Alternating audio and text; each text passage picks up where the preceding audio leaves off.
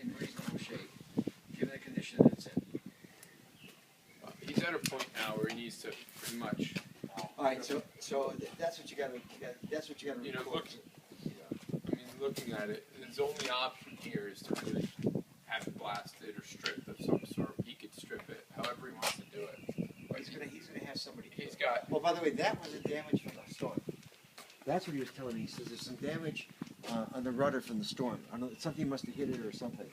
Or the rudder got pushed around. Or the way hard over. Yeah, maybe the rudder got pushed hard over. If that's the case, because that's how that meets up. Yep. But if it got pushed that far over, there's a problem with that whole bearing. I would check. Yeah, that's just me. But that's not my expertise. Yeah, he's got a lot of paint on the boat. He's got the only way to get back to something that needs to all come down. As far as get it down, sandblast, soda blast, however you want to do it, and even his through holes.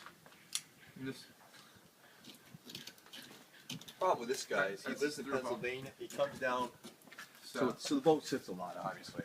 Sure, well, yeah, so but he talked about possibly he didn't know that there could be some moisture in the hull and a whole bunch of. I'm sure there is. I mean, almost definitely, but you never know. I mean, at this point though, once there's moisture in the hull, unless you're going to blast it and let it sit for a real long time. I think that's what he was asking. That was part of what he was asking. Yeah, if he's going to blast it in the fall, leave it for the season. But even after a season of sitting, there's a good chance there'll still be moisture. Yeah. Short of tenting the whole boat, heating it up and dehumidifying inside, you're really not going to get the moisture out to the point where I would call it dry. Yep. Okay, so putting a full barrier coat on a boat that's still wet, can't do that. You can, but there's no real benefit to it. So save your money, put it into something else. Right. I mean, as much as I'd love to sell more product, I want to be truthful about that. The keel. So the keel, well, it's a lead keel. It's an iron keel. Yeah, it's a cast iron keel. It's a cast iron keel. But you've got, So I mean, there's paint upon paint upon paint on here, and this would all be blasted, and then obviously he's not going to be here when they blast it to put new coating on. Well, but Diane will be here. Okay, so if Diane's doing it, well then they would blast it, and then within the same work shift, because it is steel, you got a little extra time, 4 hours or so, get on with the inner protect, thinned about 10-15%, and then go with your inner protect, roll it right on over the metal, and you'll be all set. You don't even have to sand it. No, because the blast job. If it's soda blasted, no. If they do like a glass bead, like Salty Dog uses glass bead for most of his jobs now. Right. That will put a profile into the metal, which is what you need. Oh, so you need, soda won't. Right. Soda you do have to sand. Soda you would have to grind the metal and get a good profile in it. Now, what are you thinning with 10 to 15%? Our two-part solvent, either 23-33 if it's a little warmer. In this weather, 23-16 is fine. It'll flash off a little bit quicker. Okay. But so that would be the inner protect deal. Again, just like we talked about for the other boat, 3 to 4 coats. Right. Thumbprint tack on the last coat if he's going to go with a traditional bottom paint like he's got. Yep.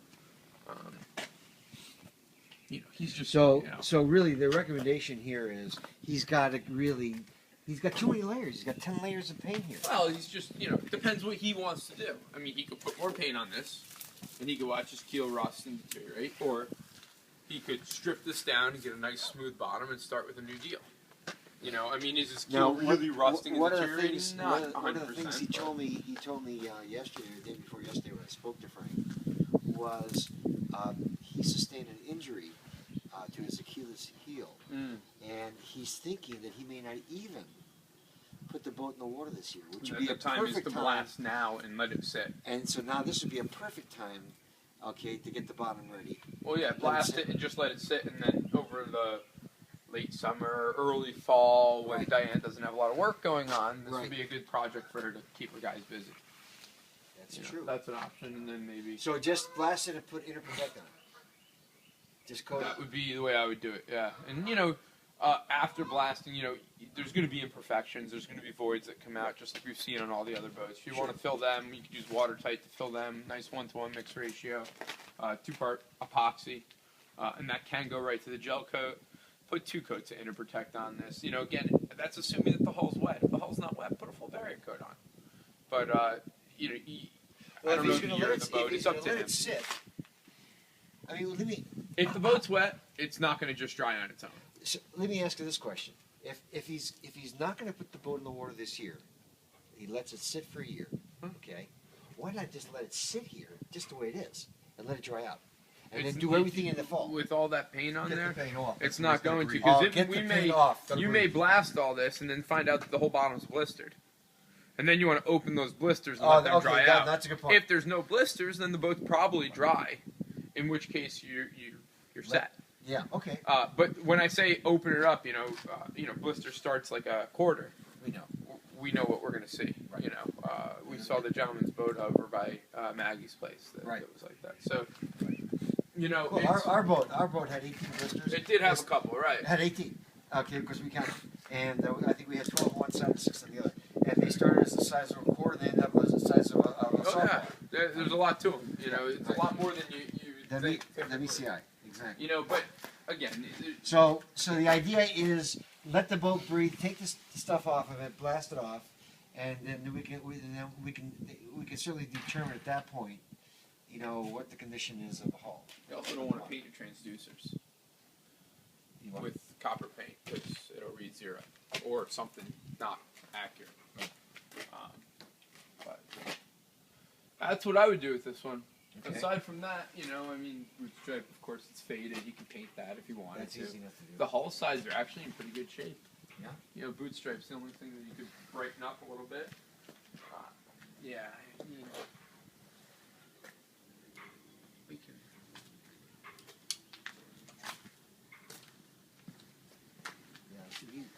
There's just a lot of paint. There's just a lot of paint, and nobody really It's did. an eighth of an inch of paint. Right. So that's this is typical. It's not Right. no fault of anybody. Paint gets old, it starts to get brittle. Now I think he's only It owned the starts boat for falling maybe off. 3 or 4 years, if that. Yeah. Maybe not even that old. Maybe less than I mean, that. this 3 is- years. This whole thing. Yeah. See, the whole thing is just Each layer there's just so much paint. right. We got to take that stuff off and see what's Yeah, underneath. and we it. don't know what the prep was or anything that led into this, but Right. it just it just keeps coming. Right. It's just going to flake right off. So whatever this blue layer again. There's more, even more. Below that. So unless no. You can actually see a lighter blue over here. Very, very. Well, that's the gel coat right there. Yeah. We just keep scraping your Yep. white. Yep. But this one, there's still another layer of paint here. This is that outer layer of paint right here. Yeah. So, I mean, you're talking about, I don't know, 30, 20, 30 coats of paint, it looks like. Almost. Maybe less, but a lot of paint's on there. Right. So. And it's really not doing the boat any good. Well, if you think of a gallon of paint, how much weight? 18 pounds roughly on average. 20 or, yeah, right. And then 18, you 20. figure that it's a 30-foot boat, and that takes 1 gallon of paint, so that's 18 pounds every time they put that on the boat. And now I don't know what year the boat is, but let's say the boat's 15 years old. So and they paint it every year because there's a lot of paint. I would guess that they paint it every year. Some of it sloughs off, polishes off. Assuming this is an ablative, we can easily test that just by rubbing. This up would against be an it, early which, 90s. Again, if you see, it is an ablative. This would be an early 90s So boat. early 90s. So you're looking at Even late 80s. 15 years, maybe. If it's late 80s, fine. 12 It's years, tw- 13 20, years. It's 20, But 25 if you years old. figure 18 pounds of paint every year for 13 years, called 10 years, it's still 200 pounds. Oh, yeah, easily. So as you see, the water line will get deeper. That boot stripe probably used to be well above the water line. Now it's at the water line. Yep. Things start to change on boats as they. So what would it do for this boat by blasting it? It's going to make it a lot lighter. It's going to float a little higher, noticeably, maybe not, but certainly it could use it. They could use it. I mean, Other than that, though, boat's in good shape. Yeah. From what I can see, of course. It's Yeah. track. Yeah, I would.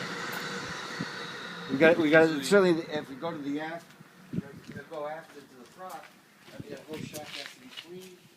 Prop has to be. With the mast stuff already. But Yeah, that's easy. That's no big deal. that's easy stuff. Actually, the biggest concern I have is the rudder thing. Well, we got to figure out what's going on here. Now, this right here needs to be dealt with because that's going to be an area of water, intrusion. right. It's got to be looked at. And once How you that happened, Yeah. I'm kind of baffled. Well, he mentioned to me that it was part of the damage. And my question is, if that's part of the damage of the hurricane, he should get the insurance company to come down and take a look at it. Well, and make an if it assessment. is indeed damage from hurricane, sure. Because that's a very unusual. I don't know. Look at this thing. This thing really got really banged up. I don't. It looks as though at one point the wheel spun further than it needed to, because it's got the same mark on the other side, Right. and that it lines up. If you pull the wheel all the way over, it lines right up. So the concern is that you may have a bearing that's just gone. No, I would say that it's probably just the locks where it spins lock to lock Yep. are too far, or at one point were too far. It looks as though they've been adjusted, but again, I can't see what's going on with the wheel up there. Right. But the steering gear would need to be adjusted. The cables that adjust. Okay, you're right over in the. But again, that's not my expertise by any means. No. But if he's got damage from the storm, but he didn't, the boat was on the hard at the time. He should talk to his insurance company and have someone take a look at that. See if he can cover some of that. Or just fix it yourself.